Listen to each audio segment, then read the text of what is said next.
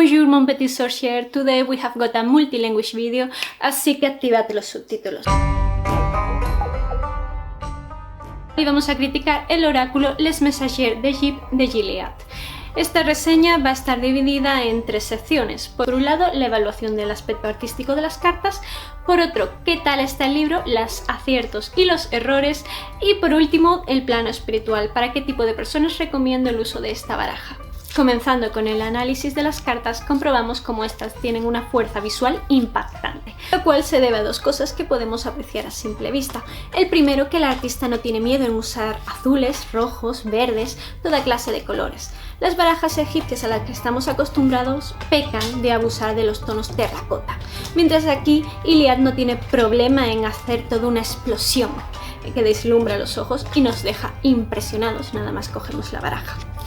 La segunda cosa, por supuesto, se trata del estilo. Aquí no estamos viendo un estilo egipcio clásico y antiguo, sino algo moderno, lo cual, por supuesto, también asombra y llama la atención. El oráculo de Isis, el peor oráculo egipcio, si vende es precisamente gracias a ello, ya que abandona el egipcio estilo tradicional para mostrarnos algo visualmente impactante, aunque sin tanto color como aquí, lo cual por cierto se vuelve también una espada de doble filo, ya que al estar acostumbrados la mayoría de usuarios a que los tarots y oráculos que se alejan del estilo egipcio el egipcio tradicional tiendan a ser bastante malos, puede hacer que muchos nos echemos hacia atrás a la hora de comprar esta baraja.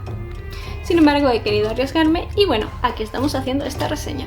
Y dicho esto, y antes de pasar a los errores, vamos a ver 2 pequeñas cosas que me molestan en estas cartas. Lo primero es que todas y cada una de ellas, a excepción de una, tengan el borde negro. Es decir, me haces una baraja con más de 60 cartas, con todas el borde negro y una el borde blanco, y a las pequeñas personas que tenemos cierto problema con el orden, pues nos duele. Y la segunda cosa es que para un oráculo egipcio me utilizan números romanos. Es que antes de eso prefiero ver los números árabes, que tendrán más relación con los dioses que, no sé, los números de Roma. Esto por supuesto son mis pequeñas manías subjetivas. Ahora vamos a ver los fallos objetivos en esta baraja que no se pueden justificar bajo gustos ni temas de estilo del artista. El win que estás... Prepararme para cuando empiece la auténtica parte divertida de esta crítica. Bueno, vamos a tranquilizarnos. El primer error lo encontramos en la carta de Apophis, y sí, voy a utilizar los nombres griegos en vez de los egipcios, que como bien sabéis se trata de una serpiente bastante fea y maligna. Bueno, el problema es que aquí Gilead nos ha situado una cobra, lo cual es un error garrafal, puesto que la cobra se trata de un animal sagrado asociado a deidades como Cuquet, René Nuctet o el Disco Aureus. El siguiente error lo encontramos en la carta de Hathor, pues para sorpresa de nosotros, sorpresa, no nos han puesto a la diosa correcta.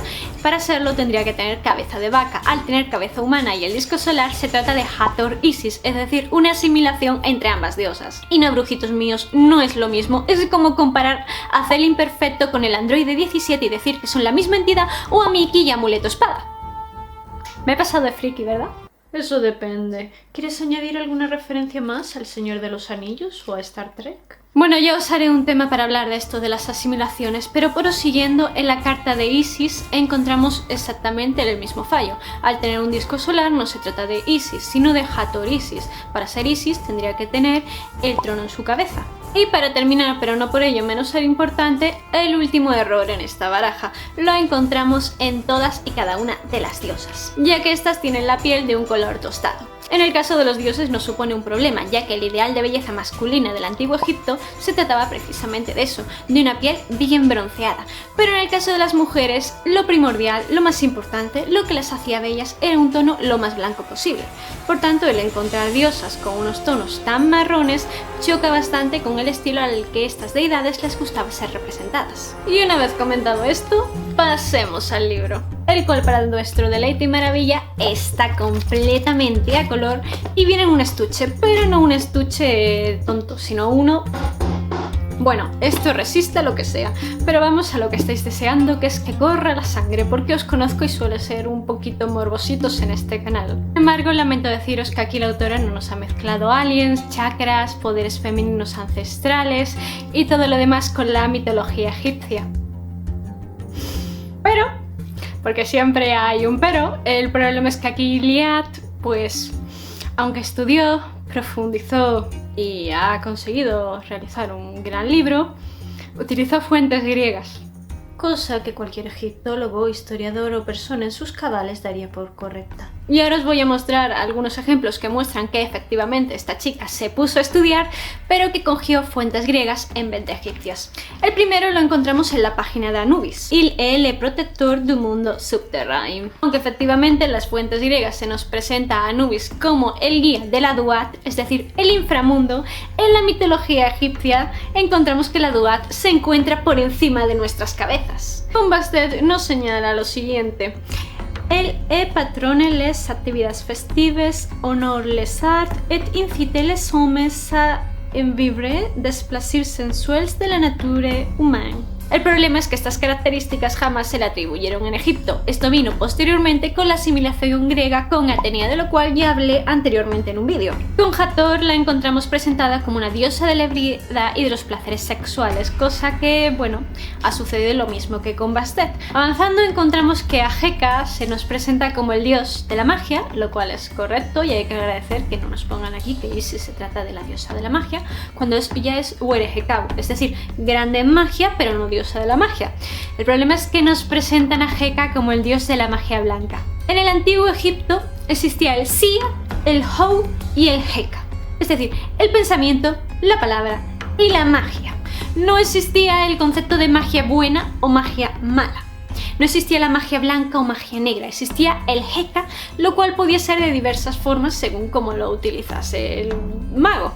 De modo que esto de presentarnos como dios de la magia blanca, lamentablemente se trata de un concepto New Age. Para más información sobre esto os recomendaría ver el libro de Magia y Religión en el Antiguo Egipto de Javier Arries, al que ya le hice anteriormente una crítica. Y ahora pasemos a Isis, la cual, para sorpresa de nuestra, está muy bien.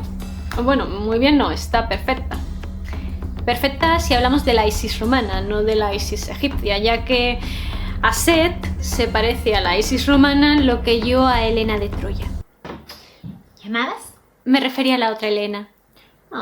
Osiris, el cual no murió descuartizado, sino que eso se trató de un añadido griego para darle más morbo al tema. Neftis, la diosa relacionada con la muerte, el mundo de las tinieblas, sí que representa pues una relación estéril y sin mucho futuro, lo cual es correcto desde el punto de vista griego. Ya para el egipcio le dedicaré un vídeo aparte porque aquí tenemos material para rato. Y ahora pasamos a la carta de Set, mi querido Suter.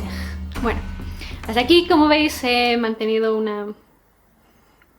Sí, me mantengo, pero no puedo cuando empiezo a leer que a Set nos lo presentan como el maligno, como el caos absoluto, como el dios de la destrucción, que destroza y desprecia a su mujer y que solo pretende hacer daño a la humanidad. Es decir, ya tenemos una carta en este oráculo que representa todo eso, que es Tifón.